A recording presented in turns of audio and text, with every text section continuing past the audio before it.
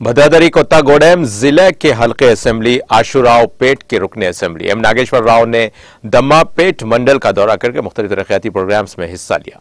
इस दौरान रुकन असेंबली एम नागेश्वर राव ने नागोपल्ली, पटवारी, गोडेम, दम्मापेट, मुश्ती बंदा में 80 लाख की लागत से नौतामीर करदा ANM सब सेंटर्स का इफ्तिताह अंजाम दिया। तकरीब में मुकामी TRS कायदीन और कारकुनों की कसीर तादाद मौजूद थी।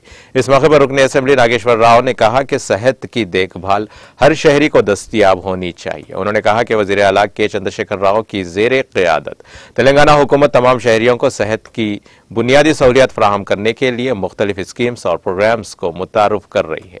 उन्होंने कहा कि जो वज़ीर आला तेलंगाना रियासत के अवाम की फलाह व बहबूद चाहते हैं, हमें हमेशा उनके साथ खड़ा होना चाहिए। तेलंगाना रियासत की तश्कील से कबल सरकारी हॉस्पिटल्स में इलाज व मुआलजे की सहूलियात की अदम मौजूदगी के नतीजे में अवाम को काफ़ी मुश्किलात का सामना था, लेकिन रियासत की तश्कील के बाद महकमे सेहत को बेमिसाल तरक्की दी गई।